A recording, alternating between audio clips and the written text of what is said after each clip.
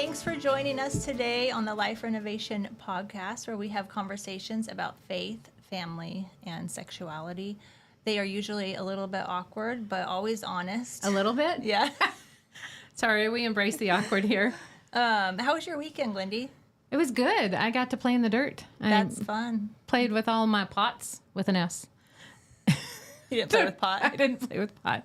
Played with my pots. I love planting and weeding and all of those things. Those are my big stress relievers. But I think you like that too. I love it. Yeah, I did mine on Friday. Yeah, before the weekend started. I had time and just got everything planted. It's always so fresh. And I've been going out every morning like, has it grown? I know, right? Right. In August, we'll be like, oh gosh, I gotta water those again. Yeah, or just rip them out because they look so tired. Yeah. Yeah, but it's such a, I love this time of year. Everything's so green, growing so quickly. So, yeah. You know, we were at the pastor's dinner that you skipped because you were in Mexico. Yes, yeah. And, sorry, that sounded like really, snarky. Yeah. I think you're just jealous. I was totally jealous. Yeah. Yes. So you skipped the pastor's dinner, but I was sitting with Pastor John Repsold, and he was talking about how much he likes to play in the dirt. Yeah. I don't think I hear guys say that very often. Unless they're on a tractor or something, or an excavator. That's true. Yeah. No, he wasn't. No, he said he likes to just get his hand in the dirt. And stuff. Yeah, that's so cool. It's like my heartbeat. Yeah.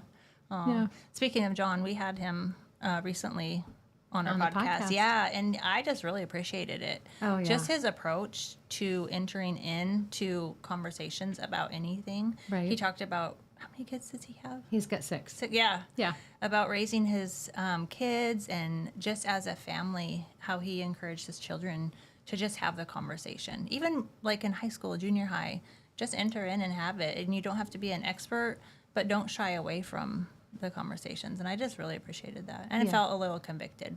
Yeah. Yeah. Because I don't want to lose friends. I don't want to, conflict is hard. I don't think anybody is like, oh, I love conflict, I'm going to go find some conflict today. Right. But Well, they might be after this podcast. Maybe. So, not that we want you to find conflict, but we are going to talk about having hard conversations today because it's not something that we do well in our society. And we know that it divides people in a really big way. So we want to give you some tips and tools to have conversations about hard topics with civility and compassion for other people. Yeah. So do you want to tell us a little bit about how this started and came about? Yeah. So we created about 5-6 years ago a workshop. We call it Unexamined Life, but we really examine life choice and abortion. And what we discovered is these are hard conversations. You were in our clinic for many, many years having hard conversations with our clients about pregnancy. And we realized that as they're struggling to decide what they do with their pregnancy, and we were trying not to manipulate them into a decision, that we were hearing just hard things and hard situations that those are just hard to have conversations about. And so let me be really clear. Life Services Spokane is the organization that sponsors the Life Renovation Podcast. And we are a faith-based, Christ-centered organization. We do not refer for or provide abortion. But we also come alongside people without manipulating them. And so we know our clients were having those conversations. But then as we were presenting in churches what we do and many of the public events, we realized that people who are not facing unplanned pregnancy have a hard time talking about unplanned pregnancy and life and choice and abortion. Yep. And conversation stops. Yeah. This is a hang up for people to be able to talk about really big things. And so the conversation today is going to center around life choice and abortion as the topic where you can have as the example topic where we want to show you that you can actually have a civil conversation with people. And so a lot of that came out of a workshop that we designed and started teaching about 5 years ago. We teach it within the church. We teach it to the public. We currently call it Unexamined Life, but it really is an examination of life and choice and abortion and how that impacts people's lives. Yeah, that's good. It really it helped me feel more equipped. And it also reassured me that I don't need to be the expert. I can just be curious with people and ask good questions, enter in, So I really appreciated that Yeah. workshop. Still do. Yeah, so we start that workshop with 2 definitions. We help people agree, and these are actually just definitions out of dictionary.com. So if they disagree, well, okay, call up dictionary.com. Yeah. But we help people agree on 2 different definitions.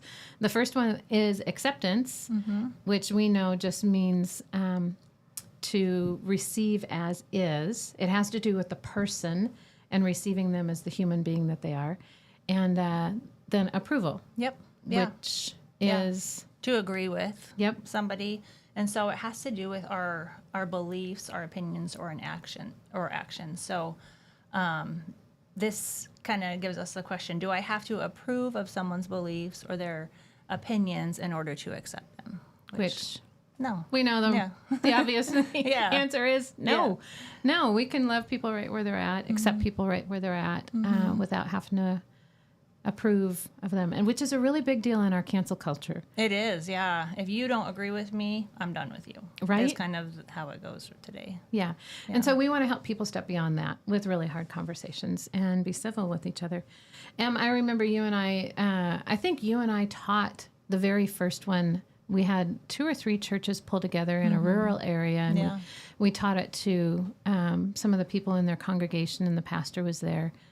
And when we walked in the door, we loved this little area, loved these churches, but the pastor said, I've been telling these people that they're sacrificing children on the altar. Yeah. And we both went, whoo, okay, if you're telling your congregation that, there's going to be impact, and it might not be impact that actually draws people into the conversation. Right. Yeah. Yeah, and I remember, do you remember he texted me afterwards? Yeah. We taught the workshop, and then later that evening he texted you and thanked you. Yeah, and thanked. Yeah. Yeah, well, thanked both of us just for helping give him language to actually have the conversation and draw people in. He realized, he said something like using language like sacrificing babies on an altar actually could really trigger people that had trauma in their background or had experienced abortion. So Yeah. It was a real light bulb moment. Yeah, it And was. he just didn't know. Like, He didn't know what his he heart didn't was know. right. Like, yeah, but just the words that he used to talk about it Yep. could really shut people down if they'd had that experience. So, yeah, and these touchy topics, I think when we get into them, I know for me, I can feel my heart speed up. I can feel my breathing quicken. And it's like I don't know how to put my thoughts into words and connect that. And so it really affects my ability to process in the moment. So, like you said, we're going to use one of the hardest topics to talk about today, and that's abortion. And we're going to start by just laying out some tips. Yep. Yeah. So is your heart pounding right now? Yeah, it is a little bit. Yeah, I'm a little nervous. Yeah, because we teach this a lot, but it's hard. I wouldn't say that we're the experts in it. So. No. Okay, well, we're going to lay out our tips from our workshop. And the first one that we suggest is using questions, not statements, leading into the conversation with questions.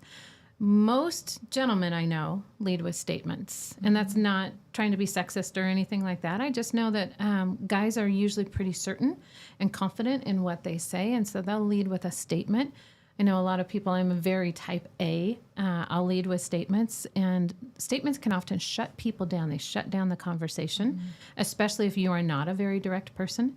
But questions draw people out. They draw people into the conversation, and that's what we want to do. We want to invite people into the conversation. So when talking about life choice and abortion, you can use questions like, what is a person? I'd love to know. Just tell me what you think, what your definition of a person is. When they come back with something like, well, they're not a person until they're self-aware, you can just continue with questions. So tell me, what makes a person aware? What makes an embryo or a fetus aware? When does self-awareness start? Why should somebody's value be grounded in self-awareness? So turning their statements into questions. And then our second tip is we want to recommend that you win the person, not the argument. We get to walk alongside people in this life. And so anytime we come in with any language where they're going to feel attacked, again, it's going to shut down the conversation. You can attack ideas, but not people. all people, we believe, were created in the image of God. We are the Imago Dei. So win the person, not the argument. And that's a mindset going into the conversation before you even start.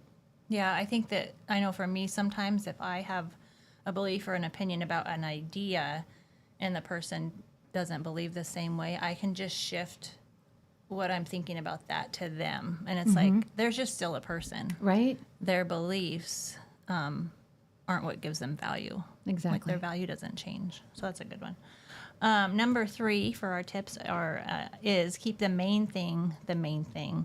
And it can be so easy when emotions are high and I'm having trouble processing to get caught in the weeds. And before I know it, I'm arguing about something that wasn't even the main idea. And so in this topic of abortion, the main point is pure and simple, and it's that it's morally wrong to intentionally end the life of a human being. And so just keeping it at that, not going into the weeds on different things. Just keep the main thing the main thing. And it's okay to bring it back to that. Yep, that's so good. This one, number 4, be kind. And it's crazy that we actually have to put that in as one of our tips. But every time we teach this, we see people go, oh, yeah. Yeah. It's not the norm anymore. If you work in any kind of public sector, in fact, we were out to dinner recently at a Red Robin, and our waiter was running around like crazy, and we made some comment to him because he had messed up our order, and he said, it's okay, I'll get it done, I'll get it done. We said, oh, we're not angry. And he goes, well, I have to keep people happy because people are always angry at me. And I thought that was so sad for a waiter, that's his every day, is just navigating and people's anger at him. So be kind. Yeah. We never want to embarrass the person we're talking with. So yeah, it's not okay to put them down. It ties back to point number 2, win the person, not the argument. This person in front of you still has value. Yeah, Yeah. absolutely. And then lastly is ask this person about their story, because there's always a reason, and it has to do with this person's story, for why they believe what they do. Especially in this topic, people come across very strongly. They're very certain of their beliefs, and there's usually a reason. So being curious, not so much about just their opinion, but the reason behind why they think that the way they do is really important. And it is, it's a bridge to bring people together just by asking them about their experiences. Yeah. And I love that you use the word bridge. So I'm just going to give one final tip.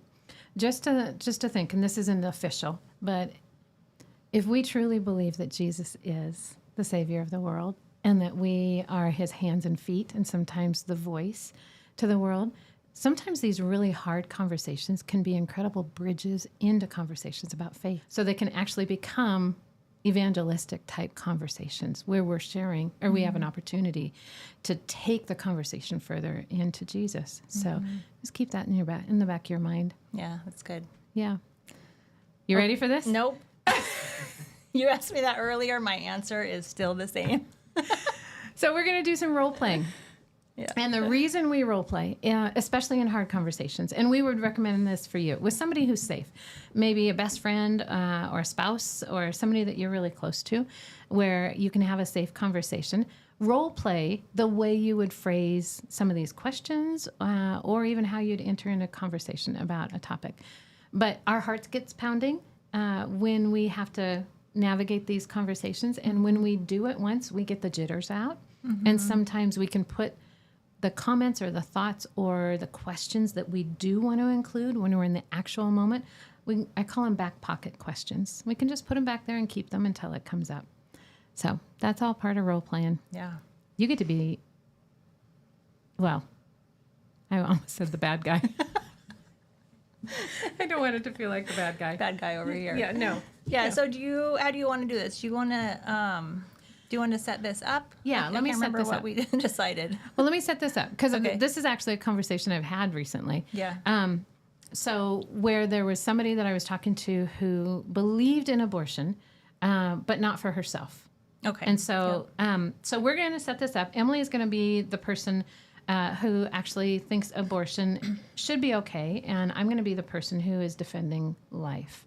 So the situation is someone who finds out where we work and starts talking about abortion.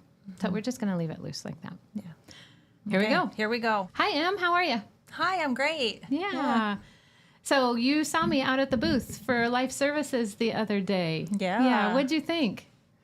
I didn't really know what Life Services, what they do. And then I kind of learned a little bit about it.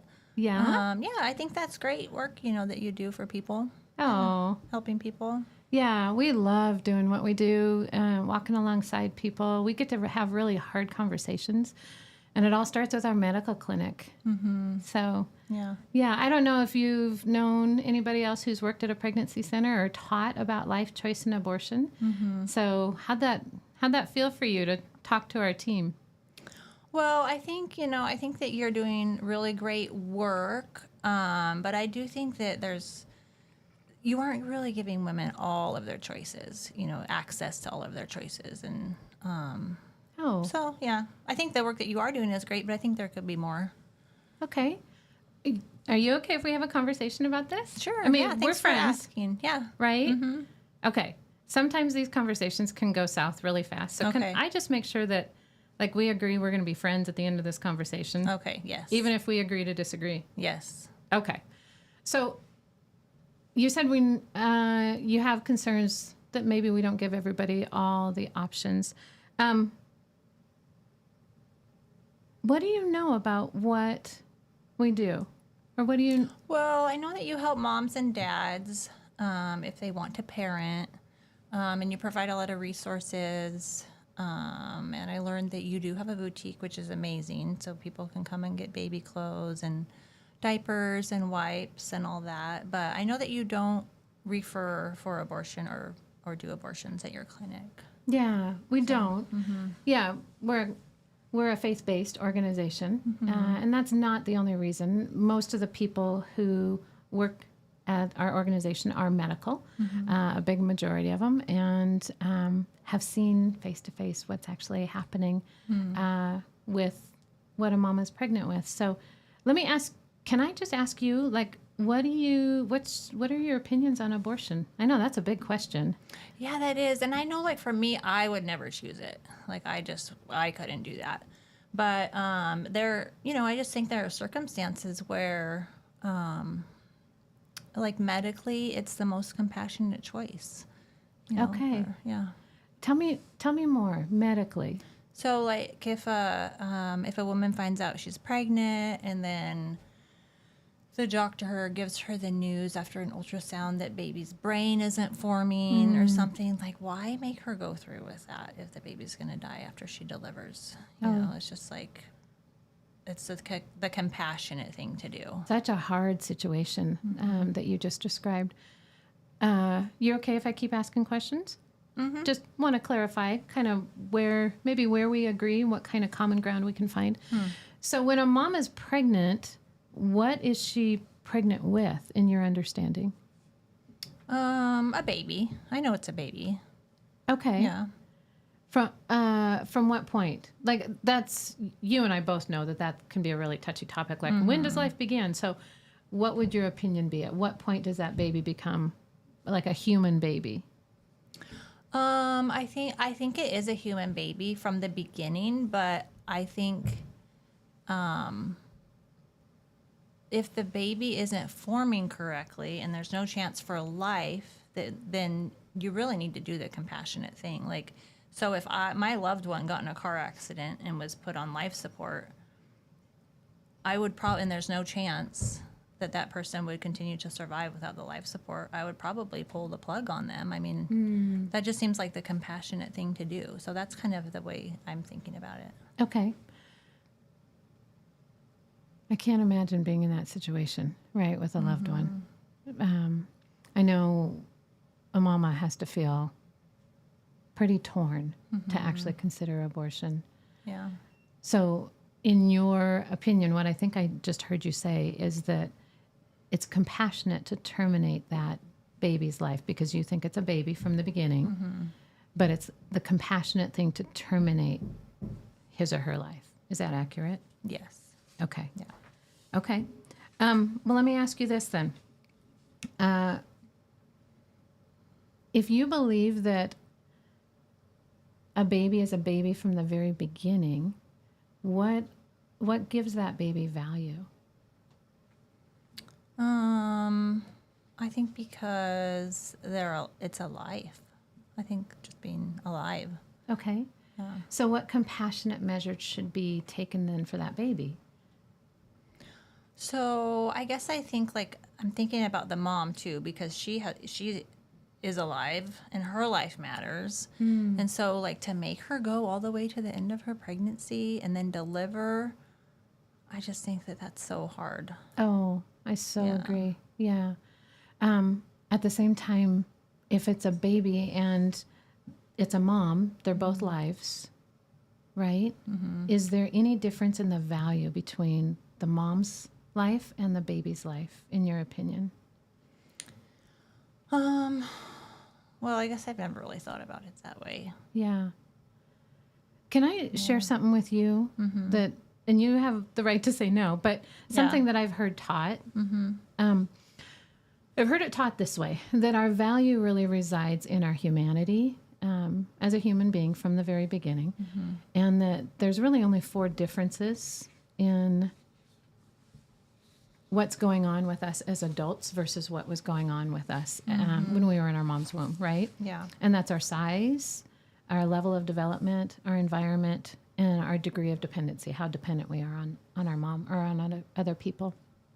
And so with what you're describing, you're saying that a baby who maybe hasn't reached full development and has been determined to possibly have some problems, which we don't know.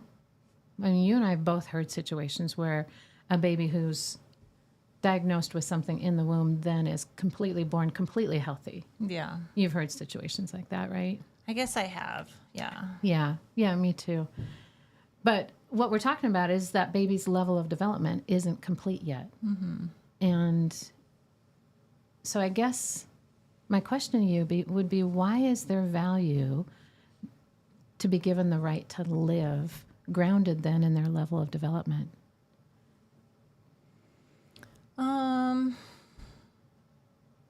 I guess I was just like counting on the diagnosis. That it doesn't mean it doesn't have value, but the baby's not going to live. Yeah, I hear that a lot. Yeah. But that is a good point. Can I ask you a really hard question? I know. Do you know what happens during an abortion? Like actually during the procedure? Not really.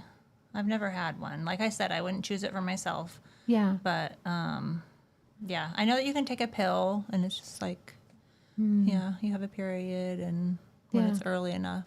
But do you want to know? Because I mean, this is part of what I do is I get to teach this. And well, it makes me kind of uncomfortable. But I guess like if people have to go through it, I can hear about it. Okay. I can learn about it. Let me do it really briefly, and I'll try not to be graphic because I do know that it's a hard thing to listen to. During the pill, it's also called a chemical abortion. The mom takes a pill, and then that actually starves the baby of basically the nutrients and any oxygen that's coming from the mom, and the baby literally is suffocated inside the mom's womb. So that's actually, they've proven that through science that that's actually what happens, and then the baby is expelled. And so we know that about 11% of mamas who take chemical abortion end up in the ER with life-threatening situations. But probably the one that concerns me even more is when you do a surgical abortion, anywhere from 10 weeks and up, the baby is either going to be suctioned out or removed from that mama's womb, and the baby will always come out in pieces, not whole. Yeah. And so I guess my question to you, knowing that, is you have this compassionate heart. To choose the compassionate measure, would you feel like it would be more compassionate that a mom knows her baby is coming out in pieces and never gets any closure. Oh, I don't want to like set you up if this feels like a trap, but Yeah. Whether that baby comes out in pieces or whole. Yeah, that's a good point. Yeah. I've never thought it through all the way to the end, probably. But you have compassion in this situation. Can I ask you just where that compassion comes from? Like, you have a reason for why you've Yeah. thought through this. Yeah, I know someone that had a stillborn, and she had an ultrasound at 39 weeks. They knew it was a little girl. And the next week when she had the ultrasound at 39 weeks, she knew it was a little girl, was getting ready to deliver, and then there was no heartbeat. And this was years ago, and it has wrecked her. She's never recovered. Devastating. So, yeah. So I think that's why I look at her and I think, well, what if this was something, if it was a different situation and baby wasn't formed correctly, like, would it be better to abort the baby earlier? Yeah. Yeah. Can I share with you what our OBGYN, the one that I work with, has told me? He's been working in medicine for almost 30 years. Yeah. And he told me, I asked him how many times has he had to choose the life of the mom? And he said less than the fingers on one hand. Yeah. He said always. He can have a baby out in 3 minutes in cesarean section. Yeah. So if there's something wrong with mom or baby. But then I said, well, what about the fetal anomalies? Like when a baby, exactly what you described. And he said he has found that the compassionate measure is to give mom and dad closure. And closure comes when that baby is born whole and he can place that baby, whether she's 14 weeks or 39 weeks, in a mom and dad's arms, allow them to grieve, and then help them find help in their grieving process. Yeah. And so that really moved me when I heard that from him. Yeah. That's a good point. Whew, we're going to stop here.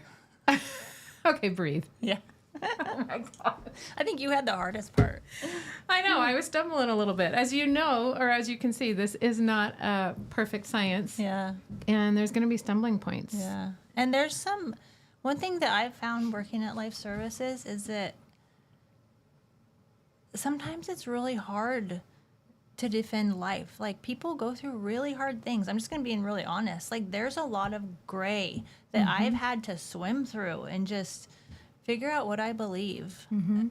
But I think both of us, we can enter into how hard it is for people. You know, the circumstances they're in, the situations they're in, they're really hard. Yeah. I think the hard ones for me have always been the relational pieces where she's tied to so-and-so and he's abusive, or, and when you hear somebody describe the situation and the really hard pieces they're in, I think it kind of captures your attention. And that's where I think the tips have come in so handy for me to, number one, win her or him, win the person, not the argument, but then bring it back, keep the main thing the main thing. I think that's what's always helped me, is remember that there's a baby involved. And that baby's life has value, even though it's a hard, cruddy situation. Yeah. I appreciated you were gentle, and you asked like 3 times, is it okay if I ask you a question? Or would you like to hear about this? And yeah. I didn't say no because we need to keep having the conversation, but I wanted to. I almost set you up for a question where I was like, oh, I'm actually saying her answer. And Yeah. And I needed to not. But it is hard. And I think if we're willing to fumble through it and be honest with each other, then I think it's worthy of having. What other situations? And I know you have some strong opinions here that our tips for hard conversations are not just for life choice and abortion. So where else can you see us using these? I mean, faith, family, sexuality, like so many, right, are the topics that we talk about. Things with family members that cause division. Even just like how you raise your kids, like even a married couple and how they raise their kids or how they handle finances. That can be really hard. Finances. I had a conversation the other day with someone about finances and how we handled our own finances.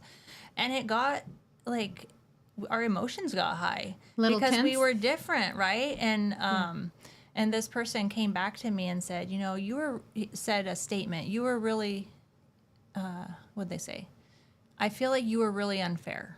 And it was just a statement, and it shut me down. And I'm thinking, like, I wasn't unfair. Like, I wasn't. And anyways, we Wow. regrouped because we're friends. We Yeah. came back around, and I just explained to this person, if you would have asked me a question, can you tell me more about why you believe this way? Because there's something else underneath it. I can tell. Can you tell me what's really going on? That would have just like opened me up and put my defenses down. Yeah. But a statement like you're unfair, it's like, I'm not unfair. Let me tell you why. It's just like It brought up your yeah, defenses. it did. And Yeah. so, and I said some things in the conversation that I wish I could go back and redo. But we're good now. You Yeah. know, we resolved it and grew through it. Our friendship grew. But yeah, there's just a lot of different topics. I think. I mean, politics. Oh my goodness, those are cause so much division. Religion, all these topics. But if we just keep the main thing, and we are kind and we win the person, then we can agree to disagree sometimes and Right. still walk away friends. Yeah. I know one of the things that I've used, because I can't always think of a question in the moment, the statements come to mind because I know what I think and Yeah. I know what I believe and I'm going to state that. Especially when you're armed with stats or something or facts. Oh, right. It's like, right. let me give you know my it. knowledge. I know it all and I'm an expert here. Yeah. When I have that in my mind and I know I want to enter in delicately, I will actually just use the tell me more so I can buy myself time. Yeah. And then on my brain, I'm like, okay, Lord, give me the questions, give me the questions, give me the questions. So, Yeah. Tell me more about that. Yeah. That's really good to have. yeah. So we're not describing anything that is easy, but some of the most beautiful processes that we enter into are the ones that we have to work at. So again, we just want to come back to encouraging you to use these tips, go back and review what we talked about, questions, not statements, win the person, not the argument, keep the main thing, be kind, ask people their stories. story. Yeah. Yeah. Practice with people. Practice with a really good friend that you don't agree about something. Oh, there And you go. invite them in. I mean, just like call it out. I know we don't align on this. Can we just practice talking about it? Yeah. That's good. The other thing I've done is I put notes in my phone. All of us have a cell phone. If you don't, I'm not sure what age you're living in, but most of us have a cell phone. And there's a notes app in almost every cell phone. And I often put notes in there, just phrases or questions that I want to lean into. So I remember. Okay. Yeah. Oh, we survived. We did, barely. Woo! She's sweating over I need here. some air. Thanks for joining us for this conversation on how to navigate hard conversations. We will be back soon with another episode of the Life Renovation Podcast. And until then, we just ask that you share. If this helped you in any way, if you learned one thing that will help you enter into hard conversations, will you share it with family and friends? And please just follow us. It guarantees that you never miss an episode. Yep. And until we see you next time, please know this and take this to heart. Your life is valuable and your life matters, and we love you. Bye. Bye.